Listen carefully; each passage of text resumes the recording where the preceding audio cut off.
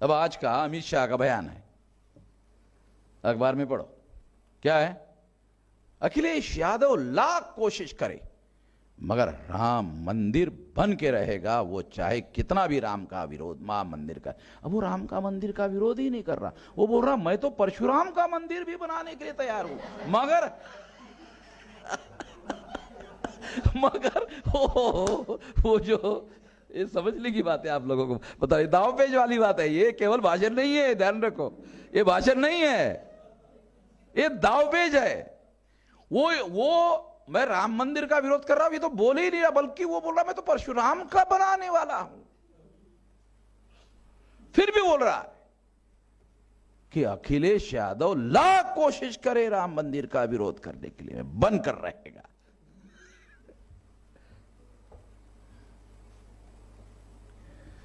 वो ऐसा नहीं कह रहा है कि वामन मेश्राम लाख कोशिश करे राम मंदिर बन कर रहेगा, कह ही नहीं सकता। उसको मालूम है ये तो बगैर सत्ता के भी ऐसा कह रहे हैं कि हमको एक मौका मिल जाए। सुप्रीम कोर्ट में केस ओपन हो जाएगा। अब कानून मैं सुप्रीम कोर्ट के जज और वकील और उन लोगों से भी कब नहीं जानता हूं, जो 5 जज ने बेंच ने निर्णय दिया उसको रीओपन भी मैं कर सकता हूं, एक नुक्ते पर कि जो बुद्धिस्ट पार्टी थी उसकी हियरिंग आपने क्यों नहीं की, ओपन करो, उसकी सुनो, उसके बाद फैसला करो।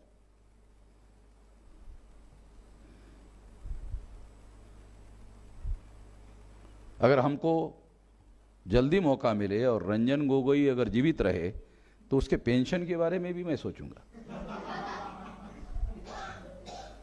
है नहीं, सारे लोग संविधान के अधीन है, मैं कोई गैर कानूनी बात नहीं कह रहा हूं।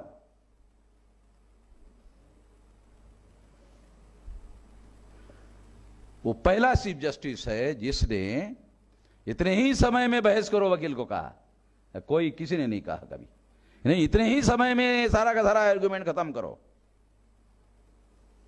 ये कानून में बैठता है वकील साहब?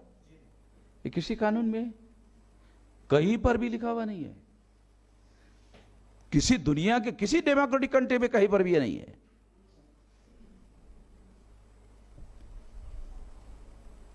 इसलिए तो कह रहा हूं मैं। तो इसलिए अखिलेश यादव नहीं कर सकते, मेरे को तो थोड़ा सा भी अवसर मिला तो हो जाएगा, ज्यादा नहीं, और ये उनको मालूम है। क्योंकि एक और बात है, मेरे पास तो हिस्टोरिकल सबूत है, पुरातत्विक प्रमाण है वो जगह का,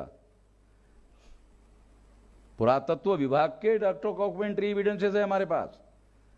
दुनिया के किसी भी जुडिशियल हिस्ट्री में उस एविडेंस को इनकार नहीं कर सकते, ऐसे एविडेंसेस है।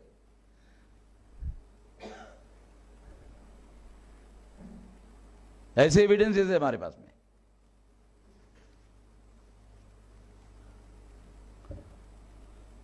और ये मथुरा वाला, काशी वाला, वो सारे जगह हमारी है।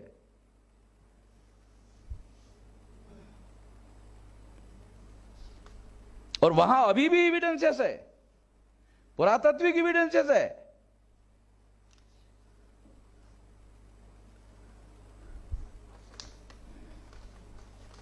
तो इसलिए इन मुद्दों पर वो चर्चा नहीं करना चाहते हैं, लोगों को डाइवर्ट करते हैं।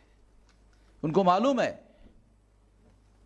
कि जो आम आदमी है उसको, उसके लिए तो कुछ किया नहीं।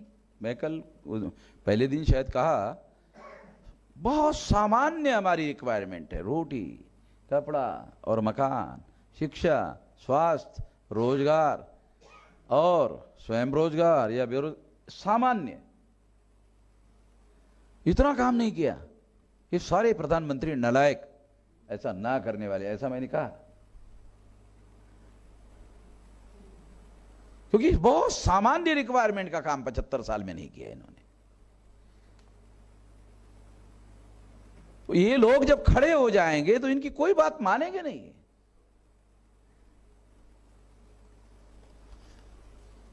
ये लोग जो है, ये चुनाव भी पीपल विल्स के आधार पर नहीं जीतते हैं।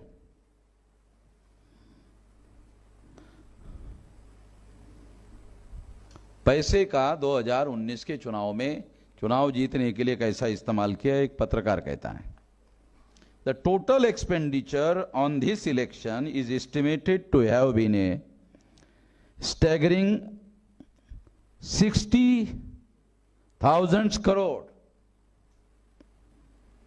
making in the most expensive in the world and more than double the 2014 polls, according to the Center for Media Studies.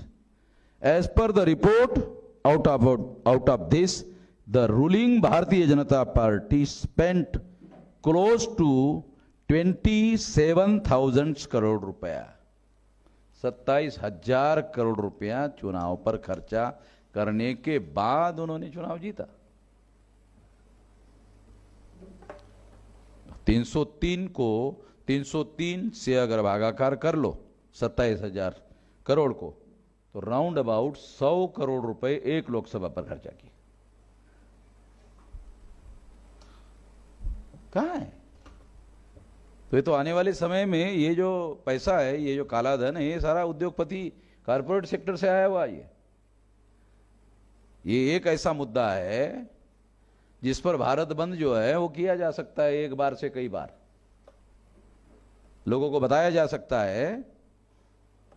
ये जो बोल रहे हैं नहीं कि मैं तो फकीर हूं, झोला उठा के टांग के चला जाऊंगा, ये कहां से आ गया? झोला उठा के है, ये कहां से आ गया? 27,000 करोड़ रुपया फकीर के पास कहां से आ गया ये? तो ये खरीदा हुआ लोकतंत्र है। तो इसलिए हमेशा दूसरे दिन से जनता विरोध में रहती है। जब उनको बहुमत मिलता है उसके दूसरे दिन से जनता विरोध में रहती है,